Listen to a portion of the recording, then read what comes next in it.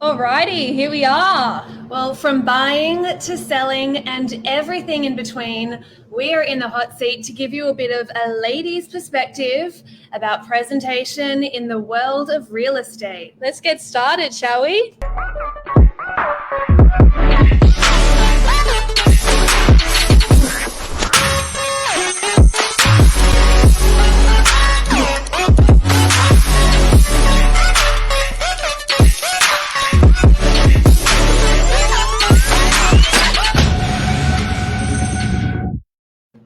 Well, good evening, everyone. Thank you, Xanthi, for joining us today. As she mentioned, we're going to be going through the buying and selling and everything in between, where we're in the hot seat, and we'll show you a bit of a point of view of the ladies' side. Yes, but before we get started, did you know, Sienna, this is actually my very first ever live on air with Novak News and Novak in general. So I'm very excited to dazzle you with my presence and also give you some of my brainwaves too. Look at you, you're already firing it. What's going on? Well, it will be a lot of fun, and there's a camera on you, and when they say lights, camera, action, let's light up this segment tonight. We shall. So, shall we start off with property styling?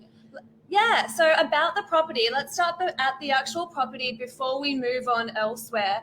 And I personally do think, as I'm sure many of you will know, you really do only get one chance to make a great first impression. So Sienna, how do you think that would relate to property and styling?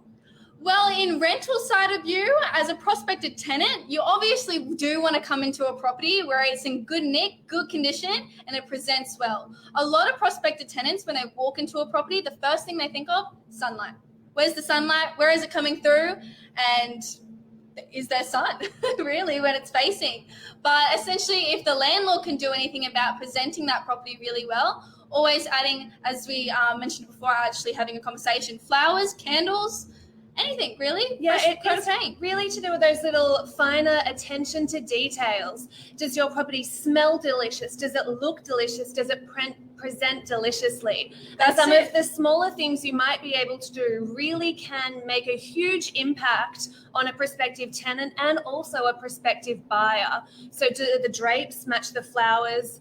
Do you have a really beautiful garden outside? Does it need a fresh lick of paint? These small things that might not cost much money really do make an absolutely huge impression at the end of the day.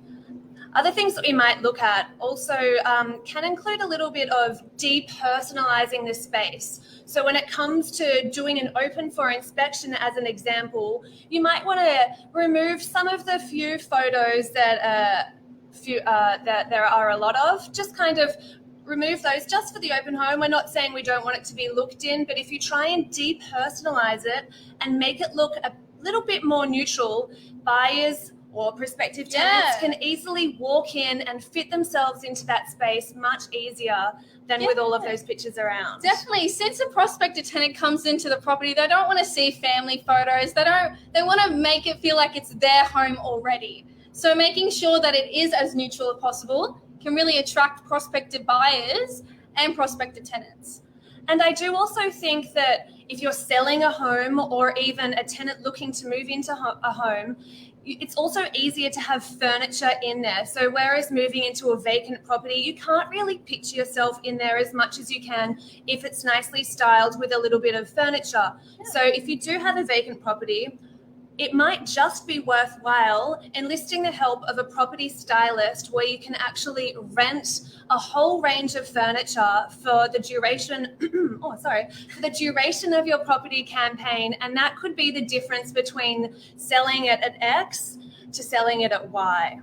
Definitely. That was a great comment, Xanthi. Well, we can move on to the ads online as well as virtual furniture. You mentioned you can rent out furniture. You can actually also put furniture in the property virtually online. Now, you know a little bit more about this than I am because Xanthi used to be in the media team. Yes, I have come from the media team, slowly transitioning into more of a sales role.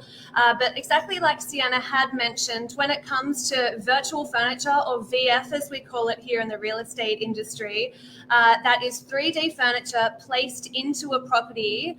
It could save you a little bit of money where you don't actually have to enlist the help of a full stylist. and you can get your furniture made three-dimensionally using a computer software program. So some of the benefits of this are, yes, you get the furniture within your property, and you also don't have to pay as much as you might have to with a property stylist. But in saying that, look, it's not the real deal. Nothing can beat proper furniture, really. However, you just need to weigh up those pros and the cons where you want to lay your expenses and what return you're really hoping to get on that. So virtual furniture, yes, it can be absolutely genius. It does need to work, though. That's the thing. It needs to fit in with your surroundings. You need to have a theme in your property. And we also do have a very talented team of people that do the virtual furniture for us. Exactly. And who does the virtual furniture in Novax? It's that Natalie. Natalie does it. Nikki does it. So moving on with rental properties, you were going to ask me a few questions, weren't you? Yes. So some of my questions were, when it comes to a tenant looking to move into a rental property, what are some of the things that you've seen in your open homes that a landlord might be able to address in terms of presentation that are inexpensive, that tenants are really looking for, and that is quite a hot topic within your field? Well, definitely walking into a property as an agent, we always look at the walls, the floorboards, and the ceilings, and also the lights. The lights can be a really big factor in making the property to rent out. If there's not enough lighting, there's not a lot of prospective tenants that are interested. So ensuring that the walls are painted, it could be a fresh coat of paint, which the landlord or could do it themselves. Or they could hire, which is a cheap option. But definitely a fresh coat of paint of walls. Definitely one of our other suggestions could be a clean sink, a dry sink. That's always been a big factor into walking properties. If the sink is wet and there's, you can see there's wet drops even in the bathroom, it can be quite a turn off for a lot of prospective tenants. That's what I think. That's exactly right, Sienna. And look, it's not too different when it comes to selling a property as well. Prospective buyers do want to be able to visualize themselves in that property. So that's where the presentation really does count. And yes, it could be laying new carpet, cleaning the floorboards, doing a fresh coat of paint. If you do have the funds to do a little bit of remodeling, then why not go for it? Aim for the stars. Aim high and just fire away, really. Well, I think that comes down to, does presentation really matter? And yes, I do believe so, yes.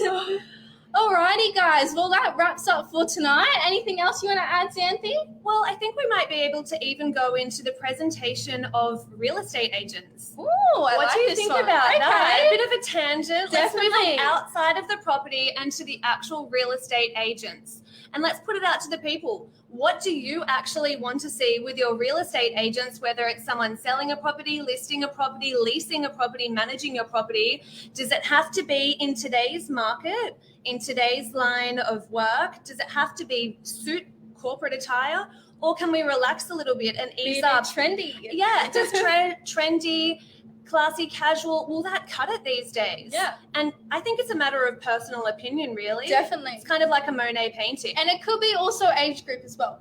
Yeah, definitely. Age group, definitely. What are your thoughts, Sienna, on the presentation of a real estate agent? I definitely think you wearing corporate attire is a big factor in leasing out properties, because we are handling a lot of big assets, expensive assets.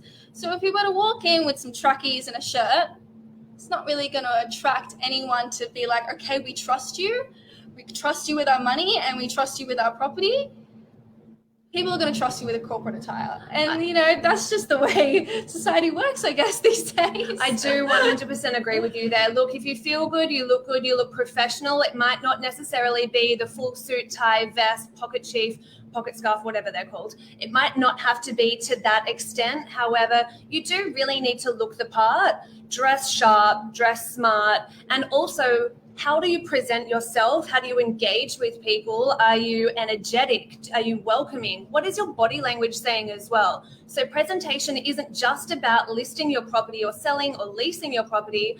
It's the whole culmination of things from your property to the actual real estate agent. So there is a lot involved when it comes to presentation. Definitely. Awesome. How did we go?